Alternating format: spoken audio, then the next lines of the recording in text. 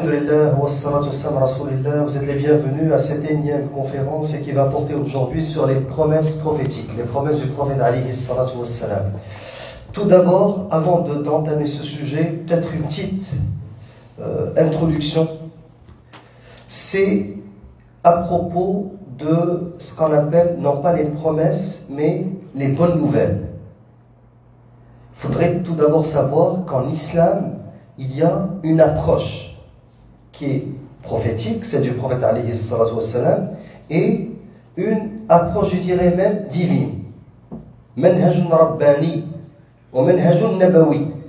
Cette approche consiste à toujours annoncer la bonne nouvelle et privilégier la bonne nouvelle par rapport à tout ce qui sape le moral, qui altère je dirais, l'enthousiasme de la communauté. Parce qu'il y a des gens, subhanallah, qui voient tout en noir. Ils te disent, ah, la Oumma est loin de la religion, nos terres ont été conquises, la pratique religieuse a baissé, il n'y a plus de vrais croyants, les gens sont corrompus, même ceux qui sont pratiquants ne le sont qu'en apparence. On est loin, et il voit tout noir. Il faudrait savoir que cette approche, elle va à l'encontre de ce que faisait Rasul alayhi salatu wassalam. C'est à l'opposé. Comment le prophète alayhi salatu wassalam faisait da'wah et comment Allah azza wa jal lui a demandé de le faire. Je vais vous donner quelques exemples, juste pour avoir une idée. On va commencer par l'approche divine, al-manhaj al-rabbani.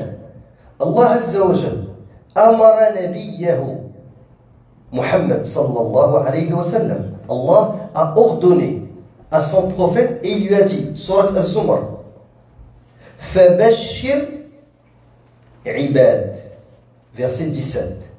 Et Allah Azza wa Jal a dit, وبشر الذين آمنوا وعملوا الصالحات, surat Al-Baqarah, verset 25. وبشر Bashir annonce la bonne nouvelle. La première annonce la bonne nouvelle à mes serviteurs. Dans Surat Al-Baqarah, annonce la bonne nouvelle à ceux qui ont qui ont cru et qui ont fait les bonnes actions. Dans Surat Al-Baqarah toujours, verset 155, وَبَشِّرِ الصَّابِرِينَ, donc les endurants. On a aussi Surat As-Saf, وَبَشِّرِ الْمُؤْمِنِينَ, annonce la bonne nouvelle aux croyants. On a aussi surat Al-Hajj, wa bashir al-muhsinin, les bienfaisants. On a aussi al-mukhbitin, wa bashir al-mukhbitin dans surat Al-Hajj. On a surat Yunus, wa bashir alladhina amanu, annonce la bonne nouvelle à ceux qui ont cru, anna lahum qadama sidqin 'inda rabbihim. Donc ce qui les attend, c'est la félicité, c'est la rétribution. Et Allah Azza wa Jalla a même dit que le Coran est une bushra, c'est une bonne nouvelle. Et il a dit, Inna hada al-Qur'an yahdi lillati aqwam wa yubashshiru al-mu'minina alladhina ya'maluna as-salihati anna lahum ajran kabira. Donc ce Coran, qu'est-ce qu'il fait? Yahdi lillati aqwam, il guide vers ce qu'il y a de plus droit, traduction libre, wa yubashshiru al-mu'minin, et il annonce la bonne nouvelle à qui? Aux croyants et à ceux qui font les bonnes actes, les actes de dévotion. Allah dit dans Surat Al-Anfal, وَمَا جَعَلَهُ اللَّهُ إِلَّا بُشْرًا وَلِتَطْمَئِنَّ بِهِ قُلُوبُكُمْ وَمَا النَّصْرُ إِلَّا مِنْ عِنْدِ اللَّهِ. Traduction, et ce n'était là de la part de votre Seigneur qu'une heureuse annonce, toujours l'heureuse annonce, la bonne nouvelle, destinée à vous mettre en confiance. Ça c'est avant la bataille de Badr. Vous mettre en confiance, tant il est vrai qu'il n'y a qu'Allah pour accorder la victoire. Car il est puissant et sage. Donc regardez, ça c'est, il y a d'autres versets. J'ai choisi quelques versets juste pour vous donner une idée que l'approche Rabbani, toujours annoncer les bonnes nouvelles, toujours essayer de rehausser le moral. Et le prophète, maintenant l'approche prophétique, qui concorde avec l'approche divine. Certains vont dire, bah, c'était normal, ils étaient pratiquants, et les Sahaba radiallahu anhum étaient dans un état islamique, ils étaient à Médine. C'est faux. Même à la Mecque, au milieu des Mecques, son mari aussi, il fut tué. Et leur fils a été tellement torturé, Ammar ibn Yasir radiallahu anhu, qu'il a été obligé d'insulter le prophète alayhi salatu wassalam. Et le prophète lui a dit, In aadu fa'ud. Si on commence à torturer, je te permets même de m'insulter. Et qu'est-ce qu'il leur a dit le Rasul alayhi salam? Il ne peut rien leur faire. Lui-même, il n'a pas les moyens, il n'a pas les hommes suffisants, il n'a pas les moyens, et Allah Azza ne lui a pas encore ordonné de faire le djihad. Qu'est-ce qu'il leur a dit le prophète? Sabran ala Yasir. Innama wa'idakumul jannah. Endurez, patientez à Yasir. Et toujours, le Rasul alayhi salam, il leur annonçait les bonnes nouvelles alors qu'il était encerclé. Maintenant, l'approche, ça c'est l'approche divine. Je vais vous donner un exemple d'approche prophétique. Le prophète alayhi salam, lorsqu'il a envoyé Mu'ad ibn Jabal ou Abu Musa al-Ash'ari à Yémen pour qu'ils fassent un da'wa, qu'est-ce qu'il leur a dit? Il leur a dit, le hadith a été rapporté par Bukhari et Muslim, yassira wa la tu'assira wa bashira wa la tunaffira. Yassira, faciliter les choses, voilà, tu assira. Ne rendez pas les choses compliquées. Quand tu fais da'wa à quelqu'un, commence pas par lui dire, oh mon frère, tu veux te convertir.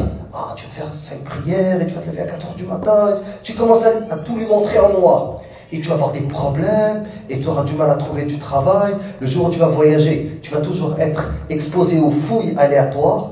Comme par hasard, ça tombe seulement sur les musulmans. Quand tu vas te présenter pour un travail, tu vas commencer à te casser la tête pour prier le Jumu'ah. Et quand tu vas aller à l'université, tu dois chercher un endroit où prier. Et tu dois faire l'odo, tu dois laver tes pieds. Il y a des gens qui sont spécialistes. Ils te sapent le moral. Puis ils disent, les musulmans en plus, nous, on est opprimés, on est faibles. Et la Ummah, et dans les cafés, dans les chichas, peu de personnes sont pratiquantes, et même ceux qui viennent à la mosquée viennent seulement pour se marier, et la moitié de ceux qui sont dans la mosquée sont des indicateurs, ils viennent écrire des rapports, et des gens qui voient tout en noir. Si tu les écoutes, ils te sapent le moral. Al-Rasul leur a dit, yassira, wa la tu'assira, facilité, ne rendez pas les choses compliquées. Wa bashira, annoncez les bonnes nouvelles. Le paradis, ce qui attend les croyants, que l'islam va avoir le dessus, que la terre entière va connaître la lumière de l'islam, qu'il n'y a pas une terre où l'islam ne sera pas présent. C'est ce qu'il a annoncé dans son sallam. On est où maintenant? On est à Montréal, en Amérique du Nord. Où est-ce que le prophète l'a annoncé? Il a annoncé à la Mecque. Où est-ce qu'il est encerclé? À la Mecque. Où est-ce que les mécréants disaient, c'est lui qui est venu pour devenir prophète, qui a cru en lui? Et les polythéistes ont commencé à rire. Ils ont dit, une femme, Khadija radiallahu anha, des esclaves, impuissants qu'on achète et qu'on vend, qu'on possède, un enfant, Ali ibn Abi Talib radiallahu anhu, son père il le laisse, ils sont allés voir Abu Talib qui était mécréant, ils lui ont dit, fais attention, ton neveu, il est en train d'égarer ton fils. Abu Talib qui était polythéiste, il leur a dit, laissez-le. Il ne lui apprend que le bien. Il a dit, mais il est en train de lui apprendre à prier, on l'a vu. Laissez-le. Et qui a su faire attention à ça? Maintenant, je parle à des jeunes. Est-ce que vous imaginez que le prophète était un vieux, entouré de sages, cheveux grisonnants? Alors, il a été envoyé, il avait 40 ans. Qui a cru en lui? Zun al-Awwam, certains disent qu'il avait 16 ans, d'autres disent qu'il avait 12 ans. Le garde du corps du prophète, 12 à 16 ans. Lorsqu'ils ont dit, Qutila Muhammad, on a tué Muhammad, et le prophète n'a pas été tué à la Mecque. Az-Zubair a sorti son épée et a commencé à courir dans les rues de la Mecque. Le prophète est sorti et dit, qu'est-ce que tu fais, Az-Zubair? Il a dit, Rasulallah, on a dit que tu as été tué. Et qu'est-ce que tu allais faire? Il a dit, j'allais tuer celui qui t'a tué. Dahika Rasulallah. Qui l'a suivi? Ali ibn Abi Talib. Il avait même pas 10 ans. Qui l'a suivi? Talha ibn Ubaydillah, qui avait à peu près le même âge que Zubair. Le plus âgé parmi ceux qui sont convertis, il y avait un vieux, 25 ans. Abu Bakr as-Siddiq, un vieux, il avait 2 ans de moins que le prophète, 38 ans. Et les autres, Abu Bakr as-Siddiq, c'est parmi les plus âgés, 38 ans. Et les autres, c'est la jeunesse. Donc un homme entouré de jeunes. C'est ça le prophète alayhi salam. Et qu'est-ce qu'il dit avec ces jeunes, ces esclaves, ces femmes? Il dit, j'ai été envoyé pour, non pas Quraysh, non. Al-Arab, les Arabes, non. Al-Ajab, non. Al-Thaqalan. Bu'idtu ila al-Thaqalayn. Al-Ins wal-Jinn. J'ai été envoyé aux djinns et aux hommes. Bien sûr, les polythéistes rigolaient, riaient. Qu'est-ce qu'ils racontent? Il est pourchassé, ses adeptes, ses disciples sont torturés à la Mecque. Et lui, il parle du monde. Et on va voir les prophéties du prophète alayhi salam. Ce qu'il a annoncé et ce qu'il a promis. Et c'est pour cela que damajtu bayna al-mubashirat wal-wu'ud. Dans cette halaqa, dans cette conférence, je vais parler pas des prophéties. On n'utilise pas ce terme nubu'at, prophétie. On utilise plutôt al-mubashirat, les bonnes nouvelles. Bashira wa nadhira. Bashira, il lance la bonne nouvelle. Nadhira, il met en garde.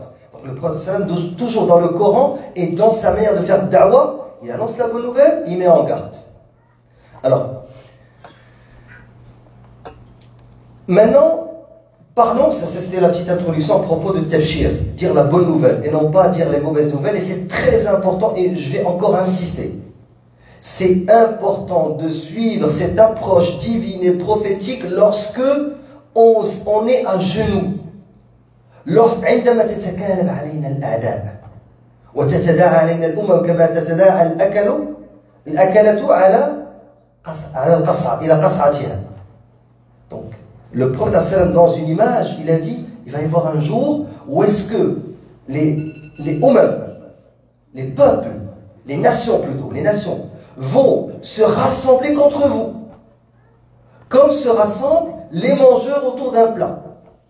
C'est ce qu'ils ont fait au califat ottoman. Relisez l'histoire. La France dit, je vais prendre telle terre, l'Angleterre, tout le monde a commencé à se servir.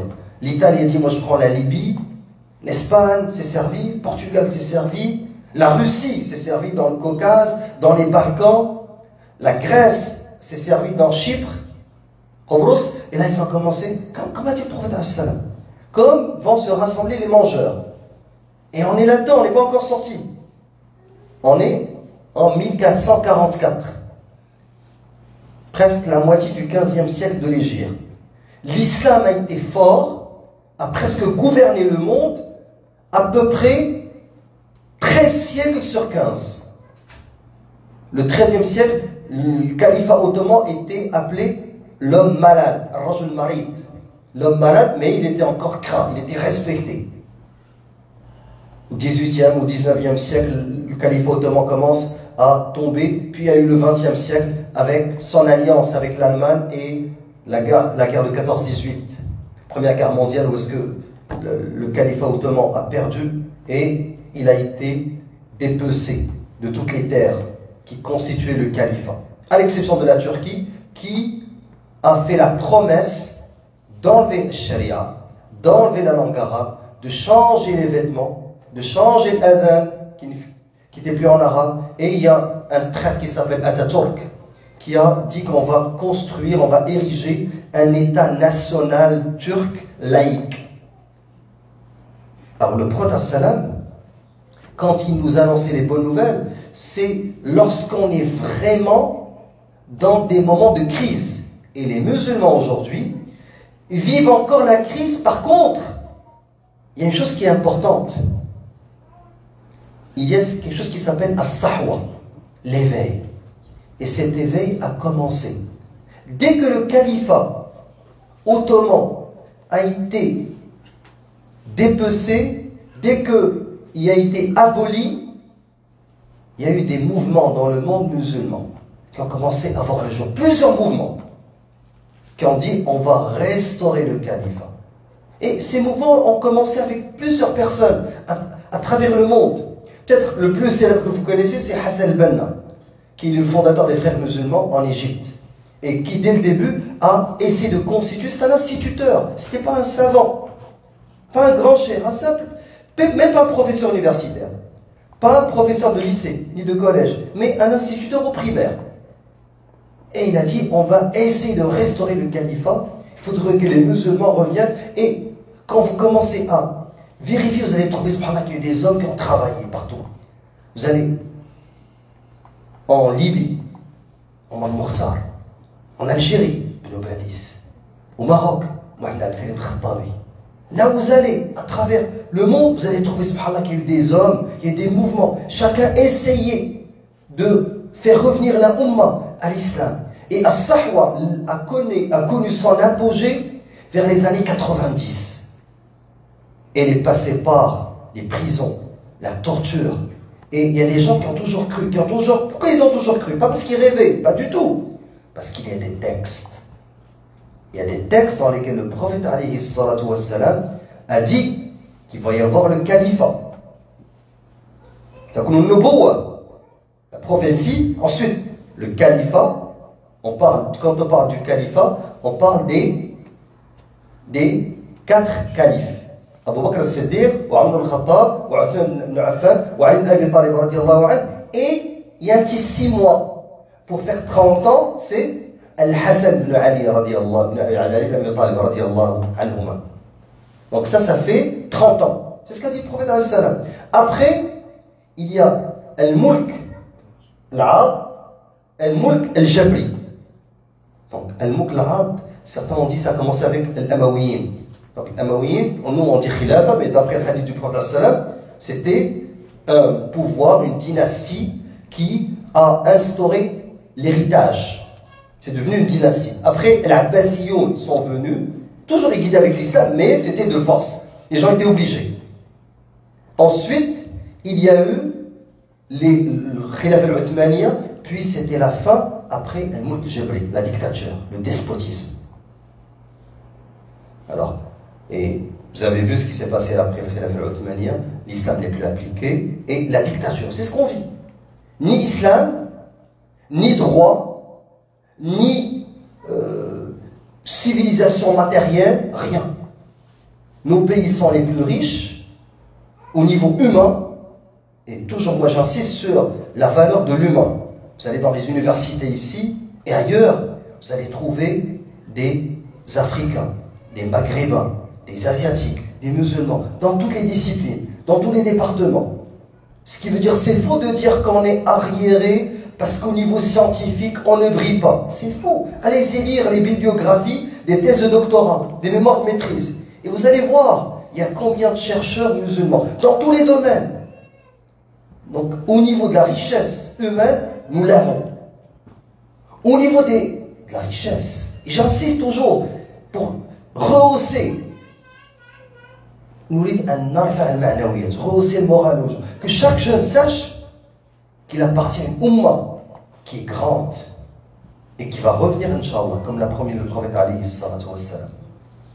Donc, quand on commence à vérifier les promesses du prophète alayhi salatu wassalam, on trouve que ces promesses-là n'étaient pas le fruit de hasard. Des fois, le prophète sallam, il disait quelque chose. Non, non, non, non. Minhaj, c'est une approche, c'est une méthodologie. Regardez ces hadiths. عن حذيفة بن اليمان رضي الله عنه قال لقد خطبنا النبي صلى الله عليه وسلم خطبة ما ترك فيها شيئا إلى قيام الساعة إلا ذكره. Il a fait une longue khutbah. Certains disent, ah, mais le prophète sallam, il faisait des sermons de 5 minutes. Il y a tout. Des fois, il faisait des petits rappels parce qu'il n'était pas assis à la mosquée, le prophète sallam. Ne croyez pas que le prophète restait à la mosquée, attendait que les gens viennent vers lui. Le prophète sallam, il s'en allait. C'est ce que je dis aux jeunes. Vous voulez faire da'wah? Certains viennent me dire, ya cheikh, il y a une nouvelle tendance. Scoring. Des jeunes de Saint-Léonard avec des jeunes d'Anjou, de RDP, ils sortent et on leur donne une arme et ils tirent. Des jeunes de la communauté, des jeunes haïtiens, des jeunes québécois, ils tirent. Comme ça. Moi je leur dis, on ne va pas les attendre qu'ils viennent dans les mosquées. Il faudrait commencer à aller voir ces jeunes-là, dans les parcs, dans les métros, là où, et leur parler. Il ne faut pas attendre qu'ils viennent, ils ne vont pas venir. Le prophète sallam allait s'asseoir avec chaque groupe Et Abdullah ibn Ubay ibn Saloul, il a dit Aghbartana, tu nous as remplis de poussière, quitte. Là, alors il y a un sahabi qui se lève qui dit Ya Rasulallah, nuhibbu an taghshana fi majalisina. On aime que tu viennes t'asseoir. C'est pour ça que le prophète il faisait le tour. Il n'attendait pas, c'est pas quelqu'un de hautain, d'arrogant qui attendait les gens venir le voir entouré de sa garde. C'est pas ça le prophète. Il s'en allait, saluer, s'asseyait, aller dans les marchés, dans les souks, dans les cimetières, sur le champ de la bataille, il était partout. La plupart des hadiths ne sont pas dans la mosquée, mais il y a des moments où il montait sur le minbar et il faisait un long prêche, comme celui-là. Il nous a fait un prêche dans lequel il n'a rien laissé sans le nommer jusqu'à Qiyam Sa'a. Alimahu man alimahu wa jahilahu man jahila. Certains l'ont retenu et d'autres l'ignorent. Certains le savent, d'autres l'ignorent. Il dit il y a des choses qui arrivent que j'avais oubliées, mais je vois leur réalisation. Et je me rappelle que le prophète sallam nous en a parlé. فأعرفه كما يعرف الرجل الرجل إذا غاب عنه فرآه فعرفه. Hadith rapporté par Al-Bukhari et Muslim, et ça c'est Allah l'imam Bukhari. Donc il a dit, il y a des choses qui arrivaient, que je me dis, ah, mais le prophète sallam m'en a parlé. Et je reconnais ces choses-là comme si quelqu'un a vu un homme qu'il n'a pas vu il y a longtemps et qu'il l'a reconnu. Toujours Hudayfa ibn al-Yaman, dans un hadith rapporté par l'imam Muslim, il a dit لقد حدثني رسول الله صلى الله عليه وسلم بما يكون حتى تقوم الساعة. Il a dit voici ce qui va se passer, voici ce qui va se passer jusqu'à ce que vienne l'heure. وعن طريق بن شهاب قال سمعت عمر رضي الله عنه. Il a dit j'ai entendu Omar dire قام فينا النبي صلى الله عليه وسلم. Le messager s'est levé parmi nous, le prophète parmi nous. مقاما فأخبرنا عن بدء الخلق. Depuis que tout a commencé. Il y a des hadiths où ce que le prophète a dit voici la première des choses qui a été créée. Et quelqu'un dit qu'est-ce qu'il y avait avant? Il a dit Kana Allah. Il y avait Allah. Et il a dit فأخبرنا عن بدء الخلق, depuis le début de la création حتى دخل أهل الجنة منازلهم وأهل النار منازلهم حفظ ذلك من حفظ ونسيه من نسيه. Hadith rapporté par Bukhari. Là, tous les hadiths que je citais c'est des hadiths authentiques. Si ce ne sont pas authentiques je vais le dire. Donc ce que nous dit Omar al-Khattab radiallahu anhu, que le prophète sallam leur a parlé depuis le début de la création jusqu'à ce que ceux qui vont aller au paradis vont entrer au paradis, ceux qui vont aller en enfer vont aller en enfer. Toujours pour que vous sachiez que ce n'est pas une perte de temps.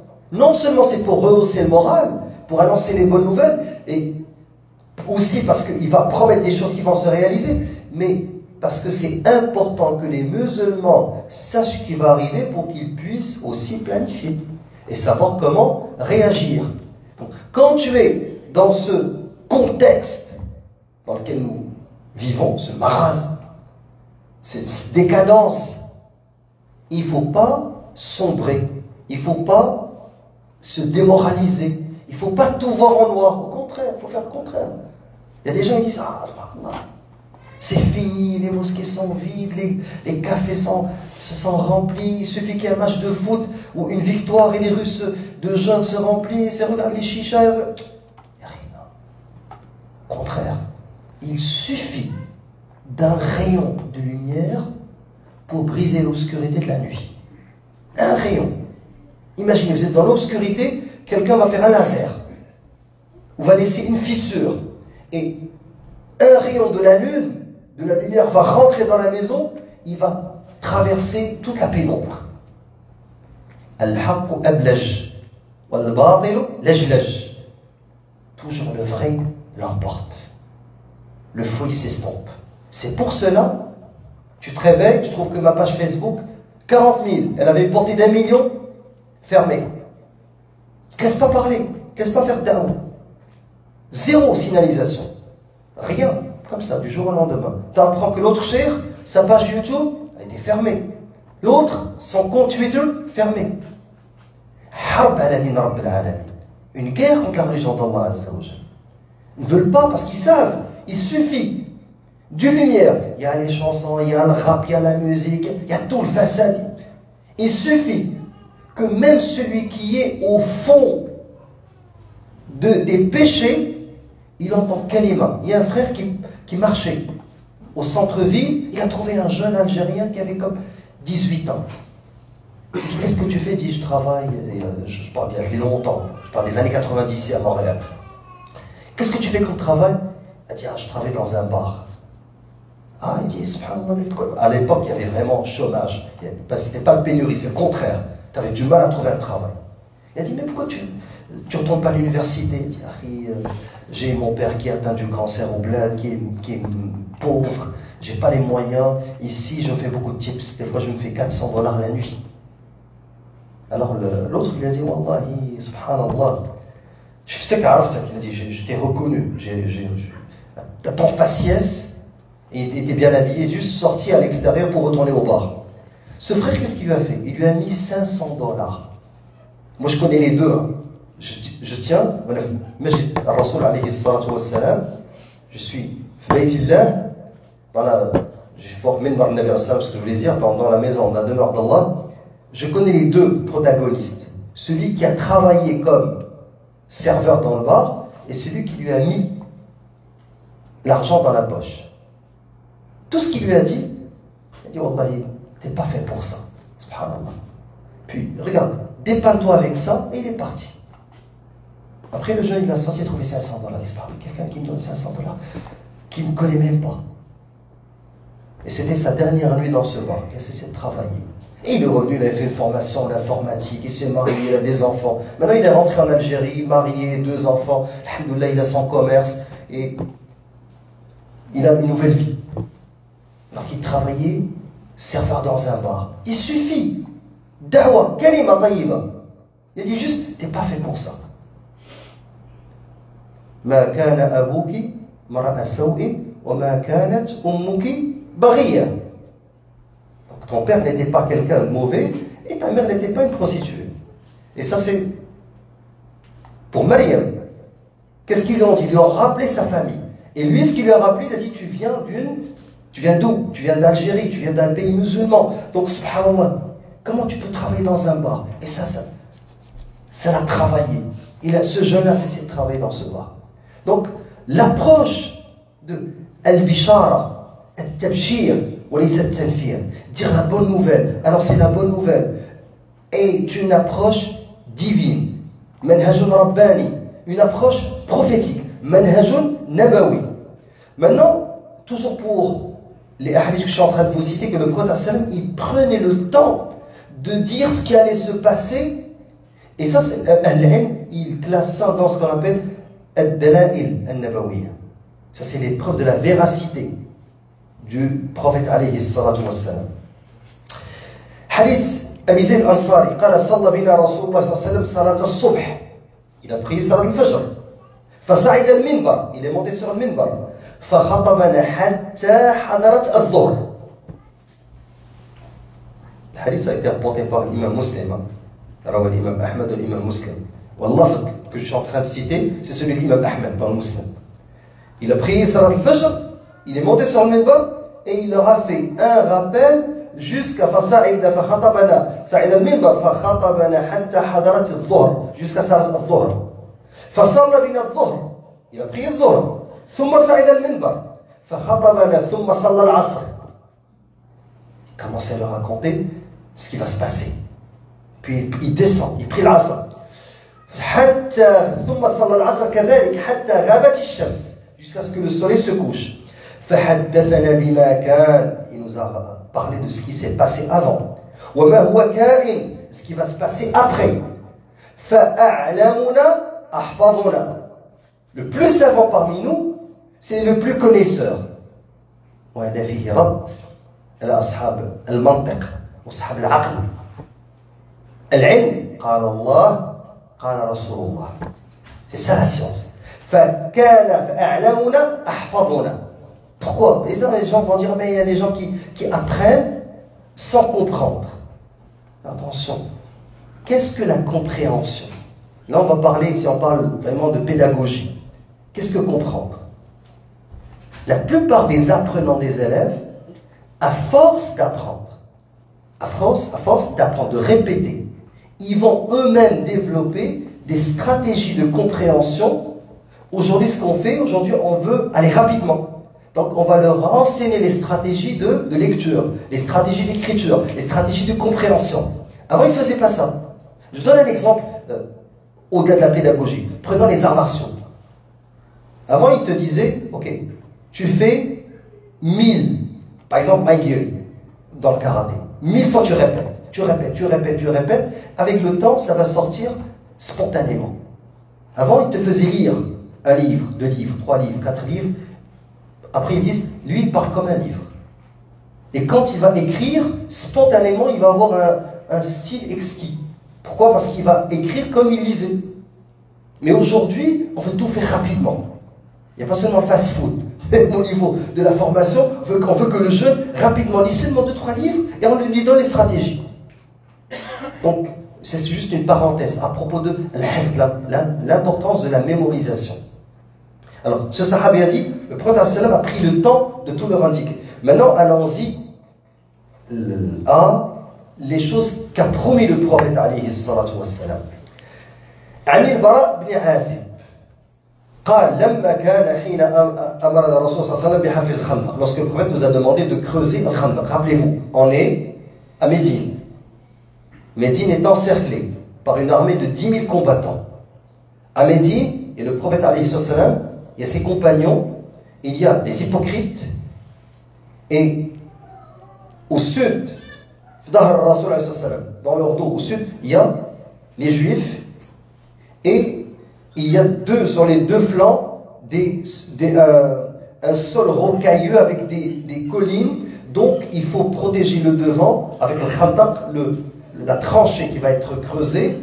Et les Sahaba sont en train de creuser et ils n'ont pas les moyens de creuser. Ils sont à peine 3000 avec les femmes, les enfants, et ils avaient faim, ils étaient épuisés. Certains creusaient avec des bâtons, d'autres avec leurs mains. Et tout le monde souffrait. Et l'ennemi voulait sauter pour venir prendre femmes et enfants. Et Rasul sallam qui combattait jusqu'au point qu'il n'a pas pu prier à l'Asr. Après le coucher du soleil, Khattab est venu dire à Rasulallah, j'ai failli ne pas perdre l'Asr. Je l'ai prié avant que le soleil se couche. Il a dit, quant à moi, le prophète sallam a fait sur un dua, qu'Allah emplisse leur tombe de feu. Ils nous ont tenus occupés de la prière du milieu, Salat al-Asr. Et le prophète n'a pris Salat al-Asr, il a dit Omar, moi, je l'ai pris après le Maghreb. Donc, dans ce contexte, alors qu'ils sont en train de creuser, qu'est-ce qui s'est passé? قال البراء بن عازب عرضت لنا في بعض الخندق صخرة. Et on est en train de creuser, là on a trouvé un rocher énorme. لا تأخذ فيها المعاول. Donc les outils avec lesquels on creusait n'ont pas pu détruire ce rocher. فاشتكينا ذلك إلى النبي صلى الله عليه وسلم. On est parti nous plaindre. Ya Rasulallah, avec les outils que nous avons, il y a un grand rocher, puis tu nous as demandé de creuser, on n'arrive pas. فأخذ المعول. Il a pris l'outil. فقال بسم الله.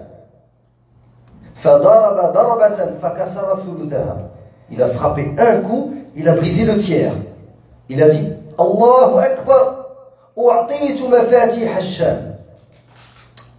Les hypocrites regardant de loin et rient. Il dit, qu'est-ce qu'il vient de vous promettre, votre prophète? Il a dit, u'atitu mafatih al-Sham. On m'a donné les clés Sham. Bien sûr, après Sham va être libéré, Al-Quds va être libéré, va être Maqdis. Mais le prophète, il est où? Il est à Médine, encerclé par 10 000 combattants. Ils sont 3000. Et lui, il n'arrive même pas à briser les compagnons un rocher. Pas de moyen, rien. Lui, il brise le tiers, il dit Bismillah, frappe, il dit Allahu Akbar. On m'a donné les clés de Sham. Ensuite, ثم ضرب الثاني, il a frappé un deuxième coup. فقطع الثلث الآخر فقال الله أكبر أعطيت مفاتيح فارس. On m'a donné les clés du pays des Perses. C'est comme s'il disait quelqu'un aujourd'hui, les États-Unis et la Russie. Parce qu'à l'époque, Sham, c'était Byzance, les Byzantins, Rome. Et Faris, les Perses, les deux puissances planétaires. Et le prophète, alayhi salam, il frappe un deuxième coup, il dit U'titu mafatih Faris. Wallahi inni la ubsiru qasra al-madaini abyad. Je vois le palais, ce palais, subhanallah, de la Perse, je le vois d'ici. ثم ضرب الثالثة, il a frappé le troisième coup. وقال بسم الله فقطع بقية الحجر, il a réduit à néant ce grand rocher. فقال الله أكبر أعطيت مفاتيح اليمن. الله أكبر, on m'a donné les clés de Yémen. والله لإني أبصر أبواب صنعاء من مكان هذا الساعة. Je vois à ce moment-là quoi? Les portes de Sana'a. Le Yémen. On parle de qui? D'un homme. Qu'est-ce qu'ont répondu les croyants? ما وعدنا الله ورسوله إلا حقا. الحق. Donc ils nous ont promis que la vérité. Qu'est-ce qu'ont dit les hypocrites? Ils ont dit لا يستطيع أحدنا أن يقضي حاجته. On n'arrivait pas à faire nos besoins. Parce qu'avant, il n'y avait pas de toilette. Ils s'en allaient à l'extérieur de Médine pour faire leurs besoins. Ils disent, si on veut faire nos besoins, on se retrouve avec des flèches. Et votre prophète, alors qu'on n'arrive même pas à faire nos besoins, il est en train de vous promettre Sham, Bilad Faris, Al-Yaman. Ils ont commencé à rire et se moquer. Les hypocrites, subhanallah. Un autre hadith. Donc, rappelez-vous, on a parlé de Sham. Bien sûr, maintenant, quand je vous dis Sham, Bilad Faris ou Yémen, c'est des pays qui sont musulmans. L'islam est majoritaire. Et regardez, le prophète, quand il annonce, il promet. Vous savez que les croisades avaient pour objectif officiel de libérer la terre promise. Et que lorsque la première croisade a commencé en France, ils ont le terme qui a été le plus utilisé, c'est le terme Palestine. Ils voulaient aller libérer ces terres. Et subhanallah, jamais ils ont pu occuper militairement, mais ils n'ont jamais pu faire en sorte que la population devienne chrétienne. L'islam est toujours majoritaire. Même lorsque les musulmans, vous savez, les musulmans étaient opprimés, étaient affaiblis. Et ils voyaient que ceux qui se convertissaient, comme en Afrique, qui devenaient chrétiens, pouvaient obtenir facilement des visas, pouvaient avoir une aide humanitaire, pouvaient avoir plusieurs avantages. Et celui qui est musulman, qui va t'aider? Personne ne va t'aider. Est-ce qu'il y a quelqu'un qui va t'aider? C'est toi qui dois aider. Dès que tu te convertis à l'islam, tu dois aider. Alors, أخرج الشيخان البخاري ومسلم عن سفيان بن أبي زهير قال سمعت رسول الله صلى الله عليه وسلم يقول تفتح اليمن. Donc, le Yémen va être libéré.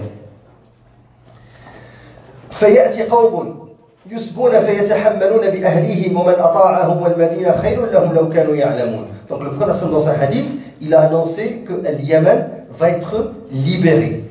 Et c'est ce qui s'est passé.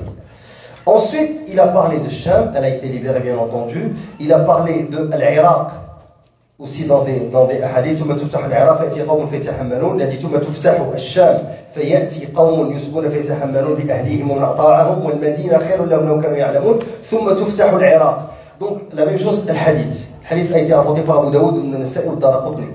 Alors, alors que l'Irak n'était pas libéré, que le Yémen n'était pas libéré, que Shem n'était pas libéré, que Bilad Faris n'était pas libéré, déjà il annonçait ça.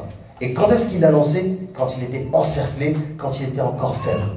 Et tout ça s'est réalisé. Deuxièmement,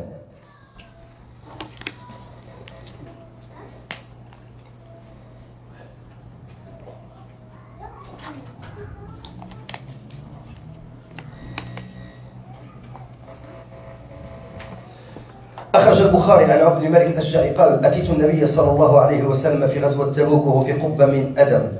Donc, فقال لي رسول الله صلى الله عليه وسلم اعدد ستا بين يدي الساعة موتي ثم فتح بيت المقدس. Il était dans une hutte faite en peau dans Ghazwat Tabouk. Ce sahabi est parti voir le prophète alayhi salam et le prophète a dit compte. Donc compte les signes de la fin des temps. Il a dit le premier signe, ma mort. Deuxième signe, Fath Bayt al-Maqdis. Bayt al-Maqdis, Al-Quds, c'est ce qui est le plus sacré chez les chrétiens. Et Rome, Byzance, pour eux, leur capitale, c'était Constantinople, Al-Constantiniya, et le prophète va promettre aussi qu'elle va être libérée. Et au niveau spirituel, c'était Bayt al-Maqdis. Kanisat al-Qiyamah, l'église de la résurrection, est parmi les endroits les plus sacrés pour les chrétiens. Ce qui veut dire qu'ils ne vont pas lâcher ça. Vous savez très bien que les croisades n'ont pas cessé. Et à chaque fois, ils se promettaient de libérer Bayt al-Maqdis. Et le prophète il a annoncé que Bayt al-Maqdis allait être libéré. Aussi, parmi les choses que le prophète a pu faire, vous connaissez Suraqa ibn Malik. Suraqa ibn Malik est un compagnon. Ce compagnon-là, il a suivi le prophète il cherchait le prophète. Parce qu'ils ont dit, celui qui attrape ou qui nous donne l'information pour attraper ces deux fugitifs. Quels sont ces deux fugitifs? Le prophète et Abu Bakr as-Siddiq, quand ils sont partis faire le hijra de la Mecque à Médine. Et l'un des hommes de Quraysh, qui était à l'époque encore mécréant, qui va devenir un compagnon, Suraqa ibn Malik, les a vus. Et là, il commençait à galoper pour les rattraper. Et à chaque fois qu'il voulait, il était très bon niveau des lances, il avait sa lance, et chaque fois qu'il voulait les atteindre ou jeter sa lance, son cheval, ses sabots et ses pieds s'enfonçaient dans le sable. Il tombait. Il a dit, à chaque fois, ça lui arrivait. Ensuite, le prophète, il a dit, retourne, ne dis rien, et lorsque les Perses vont être battus, je vais te donner As-Suwirat Kisra, les bracelets. De qui? De l'empereur des Perses. N'importe qui va dire ça, c'est de la folie. Un homme qui craint qu'on le rattrape, ils sont deux pour chasser des fugitifs. Ils n'ont ni armée, ni État, ni pays, ni ville. Et là, on parle de la Perse. Vous savez, la Perse, c'est pas une ville. C'est un pays immense. C'est l'Irak, l'Iran et plusieurs républiques aujourd'hui qui ont été conquises par l'URSS, l'URSS et d'autres qui sont en Asie. Tout ça, c'était Bilad Faris. C'est un pays qui était immense, un empire. Et le prophète, il promet à ce sahabi, il dit juste retourne, ne dis rien. Et lorsque la Perse, pas la Perse, lorsqu'on va conquérir la Perse, on va te donner les bracelets de leur empereur. Et lorsque Omar ibn Khattab, un jour, on lui a rapporté comme butin les bracelets de Kisra, Suraqa ibn Malik, il s'est levé. Il a dit, c'est à moi, il me revient. Il rapporte le hadith. Regardez, subhanallah. Quand est-ce qu'il promet? Parce que quelqu'un peut promettre lorsqu'il est en position de force. Là, je comprends. Mais quand un homme promet quand il est en position de faiblesse, c'est là, subhanallah, où est-ce qu'on voit la véracité de la prophétie du messager sallallahu alayhi wa sallam. Ya'idu wa huwa muttahad. Il promet alors qu'il est pourchassé. Il promet alors qu'il est encerclé. Et je répète à ce que j'ai dit au début. La méthodologie d'annoncer la bonne nouvelle, c'est pour rehausser le moral. Surtout lorsque tu es à genoux, lorsque ça va mal. C'est pour ça que le prophète il a dit, quand tu rentres voir un malade, il faut que tu lui rehausses le moral. Une fois le prophète est allé voir quelqu'un, et puis il a commencé à lui rehausser le moral. L'autre il a dit, non, je suis déjà mort. Le prophète il a dit, c'est le cas. Et il est mort. Alors, ils ont dit, ce qu'on comprend de ce hadith, quand tu vas voir un malade, tu Inch'Allah, tu vas être, tu vas être guéri grâce à Allah Azza wa Jal, tu feras une umrah, tu vas faire le hajj, tu vas prier dans la mosquée. Donc, aussi parmi les choses que le prophète a annoncé, c'est il a même nommé des gouverneurs sur certains pays qui n'étaient, ou certaines contrées qui n'étaient pas encore libérées. Parmi ceux-là, Akhraj al-Bukhari fi tarikhi wa Tabarani wa Bayhaqi wa Abu Na'im. Donc, dans ce hadith, il a dit, Ibn Aws, قال هاجرت إلى رسول الله صلى الله عليه وسلم. J'ai fait le hijra au prophète alayhi salam. Mais quand il est retourné de Tabouk, فقال رسول الله صلى الله عليه وسلم هذه الحيرة البيضاء قد رفعت لي وهذه الشيماء بنت بقيل الأزدية على بغلة شهباء معتجرة بخمار أسود فقلت يا رسول الله إن نحن دخلنا الحيرة فوجدتها كما تصف فهي لي قال هي لك. فلما كان زمن أبي بكر وفرغنا من مسيلمة الكذاب أقبلنا إلى الحيرة فأول من تلقانا حين دخلناها الشيماء بنت بقيلة كما قال الرسول صلى الله عليه وسلم على بغلة شهباء معتشرة بخمار أسود فتعلقت بها وقلت هذه وهب لي رسول الله صلى الله عليه وسلم. سبحان الله. Le prophète sallallahu alayhi wa sallam, il lui dit voici ce que tu vas avoir avant même que la bataille ait lieu ou que la terre soit libérée. فدعاني خالد بن الوليد qui était là l'émir de l'armée il m'a appelé فدعاني خالد بن الوليد عليها بالبينة فأتيت بها. Il a dit apporte ta preuve. وكانت البينة محمد بن مسلمة محمد بن بشر الأنصاريين فسلمها إلي فنزل إلينا أخوها بريد الصلح فقال بعنيها vends-la moi.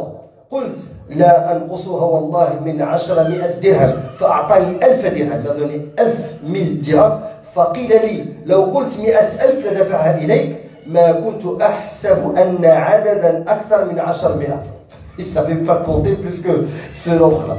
Mais regardez, subhanallah, ces hadiths, wallah, ils sont uniques. Parce que quelqu'un qui promet non seulement que la place va être libérée, mais déjà il dit, voici ce que tu vas avoir. Toi tu vas avoir les bracelets, toi tu vas avoir cette monture. Le prophète alayhi salatu wassalam a aussi promis que la dynastie de Kisra et de Qaysar va s'arrêter. أخرج الشيخان البخاري ومسلم عن أبي هريرة رضي الله عنه قال قال الرسول صلى الله عليه وسلم إذا هلك كسرى فلا كسرى بعده وإذا هلك قيصر فلا قيصر بعده والذي نفسي بيده لتنفقن كنوزهما في سبيل الله. Il a dit il y aura quand Héraclius va mourir, Kisra c'est l'empereur des Perses, quand il va mourir, il n'y aura plus d'empereur après lui. Et lorsque Héraclius va mourir, il n'y aura plus d'Héraclius après lui. Par celui qui détient mon âme entre ses mains, vous allez dépenser leurs trésors dans la voie d'Allah. Et c'est avec ces trésors-là que les armées sont arrivées jusqu'en Afrique du Nord, et jusqu'en Inde, et jusqu'aux abords de la Chine. Comment? Avec ces trésors-là. Et le prophète a juré qu'ils allaient les dépenser. Juste peut-être une remarque. Le prophète alayhi salam, ce qu'il a voulu dire, la yabqa Kisra bil Iraq wa la Qaysar bil Sham. Parce que certains ont dit, la dynastie n'a pas tout à fait disparu, mais lui il parlait de ces endroits-là. قال الشافعي رحمه الله الشافعي il a dit وسبب الحديث أن قريشا كانوا يأتون الشام والعراق تجارا. C'est que Quraysh allait en Irak et au Sham, la grande Syrie, la grande Palestine, comme commerçants. فلما أسلموا خافوا انقطاع سفرهم إليهما لدخولهما في الإسلام. Donc ils ont dit, une fois que ces pays-là, parce qu'ils sont devenus musulmans, ils ne vont plus pouvoir faire de commerce. فقال النبي صلى الله عليه وسلم ذلك لهم تطييبا لقلوبهم وتبشيرا لهم بأن ملكهما سيزول عن الإقليمين المذكورين. Donc ce que dit Shafi'i, il a dit que le prophète il a dit quand ces deux dynasties vont s'estomper, c'est-à-dire leur pouvoir au niveau de Sham et leur pouvoir au niveau de l'Irak. C'est parce que Quraysh, quand ils s'en allaient faire le commerce là-bas, ils avaient peur qu'une fois musulmans, ils vont être empêchés. Le prophète leur a dit relaxez.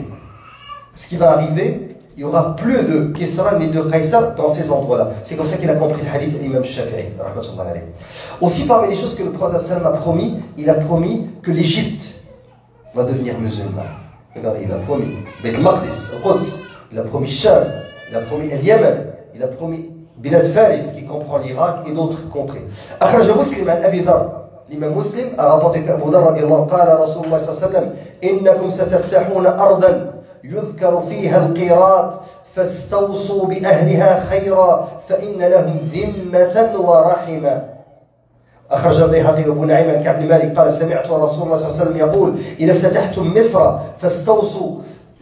Donc ici le prophète il a dit si vous libérez l'Égypte, c'est-à-dire traiter convenablement, traiter bien sa population. Pourquoi? C'était des chrétiens. Et la dîme, c'est le fait qu'ils payent la dîme et qu'ils aient la protection.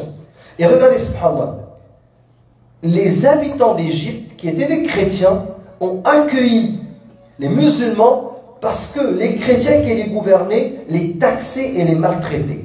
Et lorsque les musulmans ont libéré ces terres, ils ont vécu, subhanallah, en tant que chrétiens, sous la justice islamique. Et regardez, combien de siècles sont passés et les Égyptiens chrétiens, les Coptes, sont toujours en Égypte. Où sont les autochtones ici, dans, comme disait Jean Chrétien, le plus meilleur pays au monde? Dans les réserves autochtones. Wallah, je suis allé voir une réserve. Il y a la réserve autochtone, la réserve faunique. Wallah, j'ai vu les deux. Les réserves autochtones, les réserves fauniques, les animaux, les autochtones. Je suis rentré, on a fait 300 km en piste. On rentre, qu'est-ce qu'on trouve? Mandar Muqazziz, wallahi, ça fait mal au cœur. Des jeunes autochtones avec des barils pleins de bière, de la musique, et que des jeunes en train de boire. C'était un samedi, on est arrivé vers 4 h du matin. Tout le monde est sous. Petite école, pas d'hôpitaux, aucune infrastructure, que des supermarchés. Tu rentres dans le supermarché, il y a des frigos aussi grands que cette salle. Que de la bière, que de l'alcool. On les paye, ils sont là, dans les réserves. Où sont les Coptes aujourd'hui? Après la libération de l'Égypte, ils disent que les musulmans étaient des éradicateurs. Ils les ont protégés, ils sont restés dans leurs églises. Tu t'en vas en Égypte, tu t'en vas Cham, le syriaque, l'araméen, des langues qui datent de milliers d'années, leurs habitants sont encore chrétiens. Tu t'en vas au Maghreb, encore des tribus juives au Maroc. L'islam n'a jamais fait ce qu'ont fait ceux qui aujourd'hui nous donnent des leçons de démocratie, de droit de la personne, de droit de l'homiste, et qui veulent nous apprendre les droits. Quand le christianisme est entré en Europe, il y a eu éradication. Ils ont éradiqué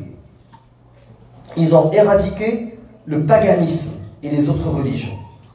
Alors que lorsque les musulmans sont entrés en Égypte et en Chine, ils ont accordé al-dhimma, comme a dit le prophète aux habitants, et ils les ont laissés pratiquer leur religion chrétienne en les protégeant, moyennant bien sûr al-dhimma, mais ils ne payent pas de zakat, ils ne payent pas d'impôts. Ici tu payes les impôts, tu payes les taxes. Chaque fois que tu achètes, tu payes. Chaque fois que tu vends, tu payes. N'est-ce pas? Chaque fois que tu travailles, tu payes. Tu es toujours en train de payer. Aussi, parmi les choses que le prophète nous a promis, et عن أبي هريرة رضي الله عنه وعدنا رسول الله صلى الله عليه وسلم غزو الهند فإن أدركتها أنفق فيها مالي ونفسي فإن استشهدت كنت من أفضل الشهداء وإن رجعت فأنا رواه النسائي وأحمد. Et l'Inde, vous savez, l'Inde, avant la Grande-Bretagne, l'Empire britannique, c'était les musulmans qui gouvernaient l'Inde. L'islam qui gouverne l'Inde. Je ne parle pas du Pakistan. Il n'y avait pas de Pakistan, d'Inde, Bangladesh. Ça, cette division, c'est une division britannique. Avant, il y avait la péninsule indienne et elle était gouvernée par l'islam. Après l'occupation britannique des Indes, ils vont découper. Puis, jusqu'à ce moment-là, je vais dépenser mon argent, mes biens et ma personne. Si je suis martyr, je serai parmi les meilleurs martyrs. Et si je reviens, je serai Abu Huraira, le libérateur. Et le prophète, donc regardez combien de contrées le messager a promis et qui ont été libérés. Et parmi les grandes promesses du prophète, et ça c'est une promesse tellement importante, nous on attend encore la libération de Rome. Il nous a promis Rome. Aujourd'hui, je n'ai cité que ce qui s'est passé. C'est des choses qui ne se sont pas encore produites. روى الإمام أحمد أن النبي صلى الله عليه وسلم قال لتفتحن القسطنطينية فلنعم الأمير أميرها Il a dit, vous allez libérer Constantinople et il est en train de dire du bien de cet émir. C'est parmi les meilleurs émirs. Et aussi dit du bien de cette armée, l'armée qui va le libérer. Ce hadith, subhanallah, il a eu un impact sur tous les émirs, les dirigeants musulmans. Chaque fois qu'il y a eu un dirigeant musulman, même, vous savez que la libération de l'Afrique du Nord, africaine, et la montée à l'Andalousie, c'était pour contourner Constantinople. À cause de ce hadith. Tout le monde voulait que ce hadith se réalise. Alors, Muawiyah ibn Abi Sufyan, radiallahu anhu, il a été à la tête de la première armée qui a été envoyée par Uthman ibn Affan pour aller libérer Constantinople. Donc c'était Muawiyah ibn Abi Sufyan, radiallahu anhu, an Abi, et ensuite, celui qui l'a envoyé, le dirigeant, c'était Uthman ibn Affan, radiallahu anhu. Ensuite, quand Muawiyah, radiallahu anhu, est devenu khalifa, dirigeant des musulmans, calife, il a encerclé Constantinople à l'année 50 après l'Hégire, mais il n'a pas pu la libérer. Et elle est restée fortifiée, subhanallah, jusqu'à l'époque de Sulayman Abdel Malik, al-Amawi. Et lui, il a envoyé une autre armée pour la libérer. Il y avait 1800 bateaux, 120 000 combattants qui étaient prêts pour essayer de la libérer. Et il n'a pas pu. قال الإمام الذهبي لقد كان الخليفة من بني أمية لو شاء أن يبعث بعوثه إلى أقصى الصين لفعل. Le calife parmi Bani Umayya, s'il voulait envoyer son armée jusqu'aux confins de la Chine, on aurait pu le faire. لكثرة الجيوش والأموال, tellement il y avait d'armées et de biens. فهذا سليمان لما ولي قد أغزى جيوشه في البر والبحر إلى مدينة القسطنطينية وحاصروها نحو من 20 شهرا. 20 mois qu'ils ont encerclé Constantinople pour la libérer. Donc, ensuite, subhanallah, il y a eu le Khalifa al-Mahdi, al-Abbasi. Donc, quand les Amawides sont partis, les Abbasiyoun sont venus, une autre dynastie, un autre califat, et ils ont fait la même chose. Thumma al-Mu'tasim, il l'a encerclé. Regardez, le Khalifa al-Mahdi, al-Abbasi, ça a commencé avec Uthman ibn Affan, qui a envoyé Muawiyah radiallahu anhu. Ensuite, Muawiyah. Ensuite, on a eu d'autres parmi le Banu Umayya, parmi eux Sulayman al-Malik. Finalement, au temps de l'Abbasiyin, il va y avoir al-Mahdi, le Khalifa al-Mahdi. Ensuite, al-Mu'tasim. Vous connaissez qui est al-Mu'tasim? Celui qui a libéré la femme de ville, Amouriya. Barakallahu fik. Alors, lui, la même chose, il a essayé. Ensuite, al-Khalifa Murad al-Uthmani. On est rendu au temps des Ottomans. Et Constantinople est toujours l'une des capitales de la chrétienté. إلى أن تم الفتح على يد السلطان محمد الذي دعي بالفاتح محمد الفاتح. Subhanallah, regardez, mais le prophète alayhi salatu wassalam, il a dit que Constantinople va être libéré. Al-Fihri, rahmatullah alayhi. Lorsqu'il arrivait à l'océan, on rapporte que lorsqu'il arrivait à l'océan, il est rentré avec son cheval dans l'océan. Il a dit, Wallah, si je savais qu'il y avait des peuples après cet océan, la khuttur, je me serais enfoncé dans cette mer. Mais par la suite, ils vont aller plutôt vers le nord parce qu'ils pensaient qu'il y avait rien après l'océan Atlantique. Je parle de l'Amérique à son époque. Mais ils ont traversé plutôt la mer Méditerranée pour aller dans l'Andalus. An Tamim al-Dari, et ce hadith azim, parce que Tamim al-Dari qui rapporte ce hadith était chrétien. Il a dit, Sami'tu Rasulallah sallallahu alayhi wa sallam, j'ai entendu le prophète, il a dit, La yablughanna hadha al-amr. L'amr, c'est-à-dire l'islam, il va atteindre ce que atteint le jour et la nuit. Mais il n'a pas dit vers le nord et le sud. Alors, Tamim al-Dari a dit, j'ai entendu le prophète, il a dit, c'est l'amr de l'islam, il va atteindre ما بلغ الليل والنهار ولا يترك الله بيت مدر ولا وبر إلا وأدخله هذا الدين بعز عزيز عزا يعز به الإسلام وذلا يذل به الله به الكفر. Et il a dit, عرفت هذا, j'ai su ça dans les membres de ma famille. Ceux qui sont devenus musulmans, أعزهم الله, ils ont eu la fierté et la puissance. Et ceux qui ont refusé de se convertir, ils ont été humiliés. Et ce sahabi était chrétien. Il a entendu ce hadith du prophète alayhi salatu wassalam, il nous l'a rapporté. Et on est où? On est en Amérique. Et qu'est-ce qu'on comprend de ces... je vais m'arrêter parce qu'il y a d'autres hadiths, mais qu'est-ce qu'on comprend de ces hadiths? Premièrement, le fait de parler de ce qui va arriver n'est pas une perte de temps. Le prophète sallam, il l'a fait pendant toute une journée. Le fait d'annoncer la bonne nouvelle, bashiru. Il a dit yassiru wa la tu'assiru. Bashiru wa la tunaffiru. Donc ça c'est une approche islamique. Toujours propager la bonne nouvelle, remonter le moral, et même, subhanallah, surtout, pas même, surtout, lorsqu'on est à genoux, lorsqu'on est encerclé, lorsqu'on sent qu'on est faible, c'est le moment de remonter le moral. Et ça c'est extrêmement important. Et la pire défaite, c'est la défaite psychologique. C'est le fait de croire qu'on est faible, qu'on est nul, qu'on est perdu. C'est faux. On est en position de force et cette religion va revenir comme l'a promis le prophète alayhi salatu wassalam. Et nous, ce qu'on espère, c'est pas réaliser la victoire. Faites attention. Il y a quelqu'un qui m'a écrit sur Instagram. Il m'a dit, je vois que vous êtes toujours en train de parler de la victoire de l'islam, vous êtes toujours optimiste. Il m'a dit, comment vous pouvez l'être alors qu'on est une génération qui a été déçue par le printemps arabe? C'est une jeune musulmane qui m'a écrit ça de France. Dites-nous, je n'ai pas pu répondre, subhanallah, à son message, mais ce que nous espérons, ce n'est pas seulement la victoire, c'est y contribuer. Parce qu'Allah Azza wa Jal, il ne va pas nous juger sur les résultats. Il va nous juger sur ce que nous avons fait, tout simplement.